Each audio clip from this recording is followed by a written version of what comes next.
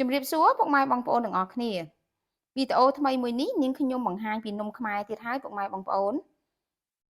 នេះគេហៅថានំកងខ្ញុំជឿថាពុកម៉ែបងប្អូនទាំងក្មេងទាំងចាស់គឺតែងតែស្គាល់បើកូនខ្ញុំវិញដឹងគាត់ហៅថាម៉េចទេបងប្អូនគាត់ហៅថានំដូណាត់ខ្មែរគាត់ក្មេងហ្នឹងគាត់ចេះតែហៅទៅព្រោះអីគាត់អឺរៀននៅសាលានោះសាលាបរទេសអញ្ចឹងទៅគាត់ឃើញតែនំដូណាត់គាត់អត់ដល់បានឃើញនំខ្មែរនំកងអញ្ចឹងណាគាត់កម្រឃើញតែអញ្ចឹងទៅគាត់ហៅថានំដូណាត់ខ្មែរដំបូងគាត់ហៅនំដូណាត់តែម្ដងតែពេលខ្ញុំប្រាប់ថាកូននឹងនំនេះនំខ្មែរទេមិនមែននំដូណាត់បរទេសទេថាអញ្ចឹងតាំងពីពេលនោះមកគាត់ហៅនំដូណាត់ខ្មែរហើយនំហ្នឹងកូនខ្ញុំចូលចិត្តញ៉ាំណាទោះបីជាគាត់ឃើញអញ្ចឹងមែនពិតគាត់ឆ្លាស់ហៅថាអញ្ចឹងមែនពិតតែគាត់ចូលចិត្តញ៉ាំនំកងហ្នឹងណាឲ្យខ្ញុំទៅសារអីចឹងគាត់អាសាឲ្យខ្ញុំទិញអញ្ចឹងណាហើយថ្ងៃនេះនាងខ្ញុំមកបង្ហាញពីក្បួនធ្វើនំកងនេះឲ្យមានរសជាតិឈ្ងុយឆ្ងាញ់តែម្ដងហើយបើនិយាយថាភាពចំណេញនៃការធ្វើខ្លួនឯងដូចជាអត់ចំណេញទេដោយសារអីនំកងនេះនាងខ្ញុំធ្វើឲ្យមានរសជាតិឆ្ងាញ់ខុសពីធម្មតាមានដាក់ខ្ទិះដូងកាក់ដូងអីអញ្ចឹងណាគ្រឿងផ្សំរៀងច្រើនគួរសមដែរដើម្បីឲ្យនំយើងខ្មែរមួយមុខនេះមានរសជាតិឆ្ងាញ់អញ្ចឹងបងប្អូនដឹងថានាងខ្ញុំធ្វើបែបណារសជាតិបែបណាក្បួនធ្វើគ្រឿងផ្សំមានអីខ្លះបងប្អូនអាចចូលមកវីដេអូរបស់នាងខ្ញុំរហូតដល់ចប់ណាកុំភ្លេចនេះនំកងរបស់ខ្ញុំធ្វើរួចរាល់ហើយពុកម៉ែបងប្អូនចំពោះរូបរាងខ្ញុំអត់ធានាថាវាបានស្អាត perfect ទេប៉ុន្តែបើរសជាតិវិញខ្ញុំឲ្យ the best ហ្មងគឺឆ្ងាញ់ស្រួយខាងក្រៅទន់ខាងក្នុងញ៉ាំទៅមានរសជាតិឈ្ងុយដូងតែម្ដងឥឡូវបងប្អូនចង់ដឹងថានាងខ្ញុំធ្វើមានគ្រឿងអ្វីខ្លះកុំភ្លេចតាមដានវីដេអូរបស់ខ្ញុំទាំងអស់គ្នាតោះយើងចាប់ផ្ដើមធ្វើទៅឥឡូវយើងចាប់ដើមលាយម្សៅការធ្វើនំកងហ្នឹងគឺសាមញ្ញបំផុតទី1គឺយើងមានម្សៅអង្ករត្នោតនិងម្សៅអង្ករខ្សាយម្សៅអង្ករត្នោតនេះខ្ញុំដាក់200ក្រាមម្សៅអង្ករខ្សាយនេះខ្ញុំដាក់100ក្រាមអ្នកខ្លះគេដាក់ម្សៅអង្ករត្នោតនេះ300ក្រាមដាក់អង្ករខ្សាយតែ100ក្រាមទេអញ្ចឹងខ្ញុំអត់ចង់បាននំនឹងទន់ពេកទេវារៀងស្រួយបន្តិចតែខ្ញុំចូលចិត្តបែបស្រួយណាអញ្ចឹងយើងចាក់ម្សៅអង្ករហ្នឹងមកចូលលាយគ្នាមកនេះជាម្សៅអង្ករត្នោតរបស់ខ្ញុំណាហើយនេះជាម្សៅអង្ករខ្សាយចាក់ចូលមកតបមកអំបិលមួយចុងស្លាបព្រាកាហ្វេស្ករមួយស្លាបព្រាបាយស្ករសអ្នកខ្លះគេដាក់ស្ករក្រហមបងប្អូនដាក់ស្ករក្រហមក៏បានដែរណាវាឈ្ងុយតែនំយើងវារៀងឆែកចាក់ទៀនទៅវាឆាប់ក្រហមអញ្ចឹងខ្ញុំអត់ទេខ្ញុំដាក់ស្ករសទៅហើយយើងលាយល្បាយហ្នឹងចូលគ្នាឲ្យសព្វណាល្បាយស្ងួតហ្នឹងណាតបមកទៀតខ្ញុំដាក់ដូងកោសរបស់ខ្ញុំហ្នឹងខ្ញុំទិញ500បើដាក់1000វាច្រើនពេកខ្ញុំដាក់500មកដូងកោសយើងហ្នឹងដាក់ចូលមកដាក់តង្កាកហ្នឹងណាដូងកោសហ្នឹងតែមិនទាន់ពូតយកខ្ទិះហ្នឹងដាក់ចូលមកអញ្ចឹងមកកន្លែងនេះបងប្អូនអាចប្រើជាមួយនឹងទឹកសយើងក៏បានឬមួយក៏បងប្អូនអាចប្រើទឹកខ្ទិះដូងក៏បានអញ្ចឹងទឹកខ្ទិះដូងនេះខ្ញុំចាក់ម្ដងបន្តិចលាយហើយបរិមាណខ្ទិះដូងរបស់ខ្ញុំហ្នឹងគឺខ្ញុំមាន200 ml តែខ្ញុំចាក់ម្ដងបន្តិចសិនទៅកុំឲ្យវាទន់ពេកតែពេលណាវាទន់ពេកយើងពិបាកលាយម្សៅថែមណា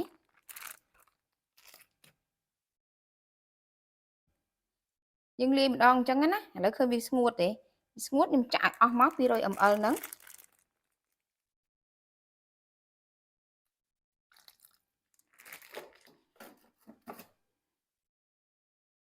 យើងកូរល្បាយនឹងឲ្យសព្វហើយយើងលាងដៃឲ្យស្អាតណាកន្លែងនេះគឺយើងត្រូវតែប្រើដៃឯងបងប្អូនមិនអាចយកមកនឹងមកច្បាច់បានទេអញ្ចឹងបើយើងច្បាច់យើងត្រូវតែប្រើដៃឯងហើយយើងពាក់ស្រោមដៃក៏វារៀងយ៉ាប់នឹងការច្បាច់ម្សៅដែរស្អិតតែតាប់ជាប់គ្នាអញ្ចឹងណាអញ្ចឹងយើងលាងដៃឲ្យស្អាតយើងច្បាច់វាហើយពេលទឹក200 ml ហ្នឹងបើសិនជាម្សៅរបស់បងប្អូននៅស្ងួតទៀតបងប្អូនអាចថែមទឹកសាបក៏បានឬបងប្អូនអាចប្រើទឹកខ្ទិះដូងសុទ្ធតែម្ដងក៏បានដែរតែឥឡូវយើងច្បាច់មើលសិនតាមភាពជាក់ស្ដែងណាព្រោះអីវាអាចទៅតាមប្រភេទម្សៅបងប្អូនជ្រើសរើសធ្វើមួយផ្សេងគ្នាវាខុសគ្នាបន្តិចបន្តួច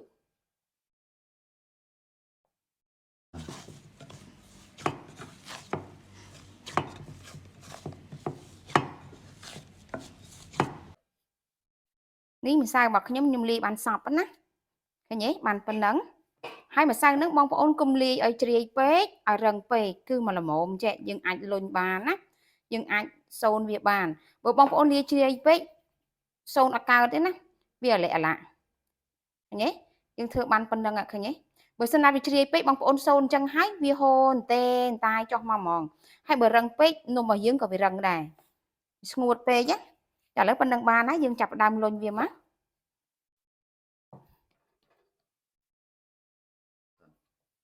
ការលុញម្សៅនេះបងប្អូនអាចលុញបដាតម្លាក់ចូលទឹកខ្លាញ់បដាតែខ្ញុំអត់ទេណាខ្ញុំលុញដាក់ក្នុងថាសទៅអញ្ចឹងថាសរបស់ខ្ញុំហ្នឹងខ្ញុំលាយម្សៅហ្នឹងបងប្អូនអាចប្រើម្សៅអង្ករក៏បានម្សៅត្នោតក៏បានដាក់ឲ្យវាអញ្ចឹងទៅកុំឲ្យវាស្អិតជាប់បន្ទាប់មកបងប្អូនចាប់ផ្ដើមលុញម្សៅមក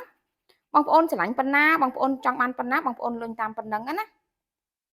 ចំពោះខ្ញុំចង់បានឲ្យវារៀងទុយខ្ជូតណាប៉ានេះឃើញទេហើយការធ្វើនំកងហ្នឹងអ្នកខ្លះគេធ្វើលុញវាដូចជានំបាញ់ចានឿកអញ្ចឹងហើយចោះវានិយាយរួមទៅបងប្អូនធ្វើយ៉ាងម៉េចក៏បានដែរឲ្យតែបងប្អូនគិតថាវាស្រួលណាលុញប៉ិនគ្នាមកពេលណាបងប្អូនកាត់យកមកធំជ្រុលបងប្អូនអាចបេះវាបានដូចខ្ញុំមិញអញ្ចឹងញ៉េលឿនណាធ្វើលឿនមែនតែនអត់មានអីពិបាកទេ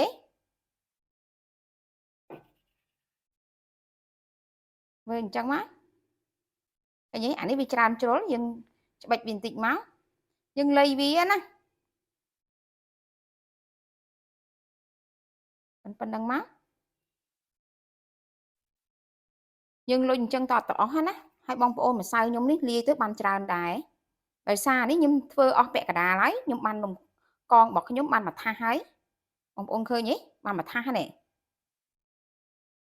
អញ្ចឹងបានច្រើនគួរសមដែរដោយសារនំកងរបស់ខ្ញុំហ្នឹងគឺធ្វើប៉ុននេះឃើញទេខ្ជូតទូចអញ្ចឹងណាមួយម៉ាត់មួយពីរម៉ាត់ហ្នឹងនេះមួយម៉ាត់មនុស្សប្រុសណាពេលយើងធ្វើហើយយើងចាប់ដើមបំពងណាយើងដាក់បំពងតែម្ដងទៅយើងមិនចាំឲ្យខ្ទះដល់ក្តៅអីទេយើងអាចដាក់បំពងតែម្ដងណាយើងដាក់ប្រេងឆាចូលបើកភ្លើងបដាយើងតម្លាក់ចូលបដាទៅហើយយើងកុំឲ្យដាក់គៀកគ្នាពេកខ្លាចដល់វាស្អិតនំជាប់គ្នាអញ្ចឹងណាយើងដាក់ចិត្តគ្នាតែកុំគៀកគ្នាពេកព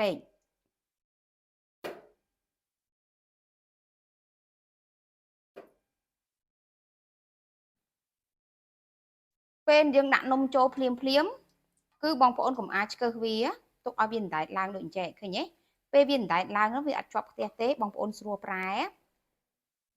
បើបងប្អូនឆ្កឹះវាអាចខូចរូបរាងវាអត់ស្អាតទេហើយបងប្អូនជៀនមិនដាក់ភ្លើងខ្លាំងពេកឯងបំពងវាហ្នឹងណាដាក់ភ្លើងល្មមបានតែមួយសឹមអញ្ចឹងណាឃើញទេហើយវាពេលវាឡើងអណ្ដែតហ្នឹងនំយើងក៏រីកមៀតដូចគ្នា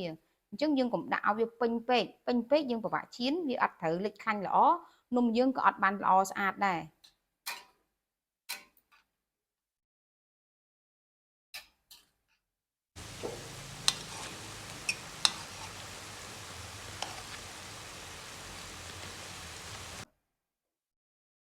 នេះឥឡូវនំខ្ញុំឆ្អិនហើយណាប៉ុន្តែយើងចង់បានក្រៀមបន្តិចឲ្យវាស្រួយនំខ្ញុំដែលធ្វើហ្នឹងគឺស្រួយខាងក្រៅទន់ខាងក្នុងហើយមានខាំមួយម៉ាត់ចូលមាត់ទៅគឺឈ្ងុយខ្ទិះដូងតែម្ដងខ្ញុំសាកញ៉ាំមិញថាឈ្ងុយខុសពីនំដែលគេលក់អញ្ចឹងហើយបាទខ្ញុំនិយាយថារូបមន្តដែលនាងខ្ញុំធ្វើហ្នឹងគ្រឿងរៀងច្រើនបន្តិចបើសិនជាធ្វើលក់ក៏វាមិនសូវចំណេញប៉ុន្មានដែរមកល្មមតែបើយើងធ្វើញ៉ាំគឺឆ្ងាញ់តែម្ដងមិនអត់ចំណេញទេពុកម៉ែបងប្អូនចំណេញដែរតែចំណេញតិចអញ្ចឹងណាហើយនំកងនេះបងប្អូនបើបងប្អូនជៀនឬក៏បំពងវាហ្នឹងណាដាក់ភ្លើងខ្លាំងណាគឺអត់បានទេណាពុកម៉ែបងប្អូនវាអាចផ្ទុះខ្លាញ់ក្តៅពេកវាផ្ទុះអញ្ចឹងបងប្អូនដាក់ភ្លើងហឹមសឹមដូចខ្ញុំអញ្ចឹងហើយបងប្អូនចូលចិត្តក្រៀមប៉ុណ្ណាក្រហមប៉ុណ្ណាបងប្អូនលេងមើលតាមជាក់ស្ដែងតែនំប៉ុណ្ណេះគឺវាឆ្អិនហើយ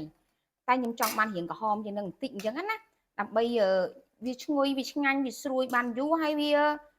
ខ្ញុំចូលចិត្តស្រួយតែអត់រឹងទេ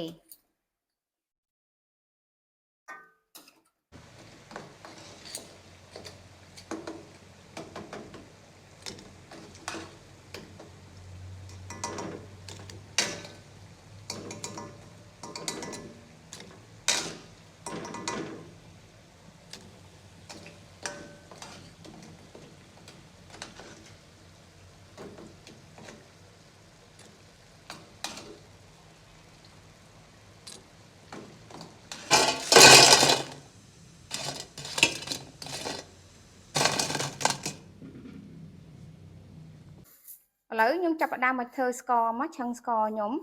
ស្ករនេះខ្ញុំដាក់ប្រហែលជា100 ក្រាមហេតុអីខ្ញុំប្រើពាក្យប្រហែល ព្រោះការឆឹងនេះយើងស៊ីសងលើកម្រិតរបស់យើងចង់បានក្រាស់ឬស្ដើងយើងជ្រលក់ទៅក្រាស់ស្ដើងអញ្ចឹងណា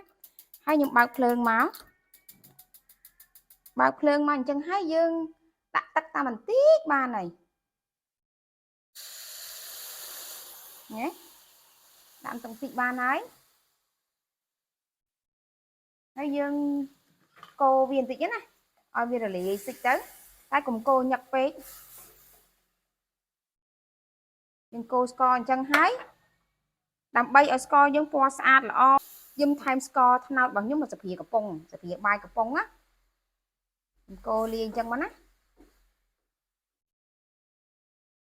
ហើយយើងគុំកូរវាញឹកញាប់ពេកឥឡូវស្កររបស់ខ្ញុំចាប់ដើមរលាយណាខ្ញុំកូរវាតិចតិចចេះឲ្យតែវាសប់ចូលគ្នាទៅកុំឲ្យស្ករសឲ្យស្ករស្ករស្ករក្រហមឲ្យស្ករក្រហមណាយើងកូរអញ្ចឹងមកណាអត់កូរខ្លាំងទេហើយយើងរងាស់វារហូតតែវាដាច់ទឹកណា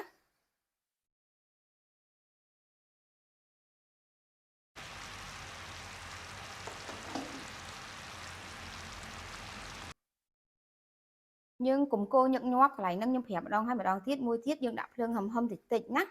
រហូតដល់ស្ករយើងឡើងដូចយើងធ្វើនំខារ៉ាមែលអញ្ចឹងណានេះតែបែបនេះងាស់វាមកសន្ទុះទៀតទៅ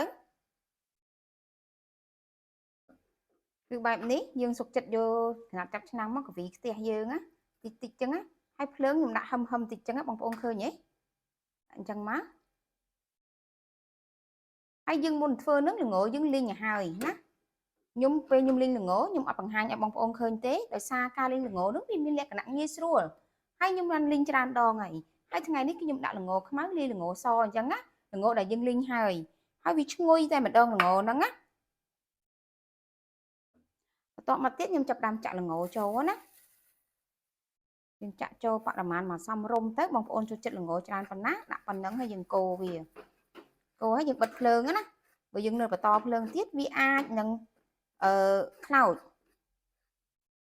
ឃើញទេដាក់ប៉ុណ្ណឹងមក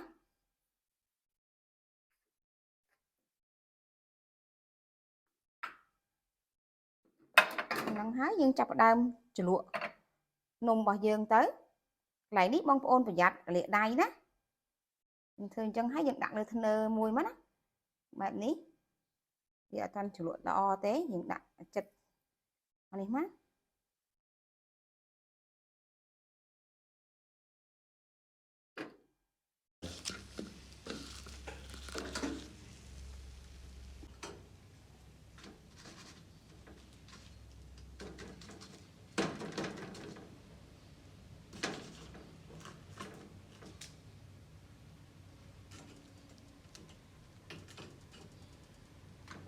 តោះនេះនំខ្ញុំបានឆ្អិនរួចរាល់ហើយវីដេអូរបស់ខ្ញុំក៏ដល់ទីបញ្ចប់ដូចគ្នាបងប្អូនមើលរូបរាងគេណានេះដោយសារខ្ញុំដាក់ល្ងខ្មៅថតទៅវារៀងកម្ៅតែនៅខាងក្រៅគឺអត់កម្ៅដល់ថ្នាក់ហ្នឹងទេណាហើយអត់ល្វីងទេគឺឆ្ងាញ់ហើយនំរបស់ខ្ញុំគឺស្រួយល្អបងប្អូនឃើញទេស្រួយល្អណាស់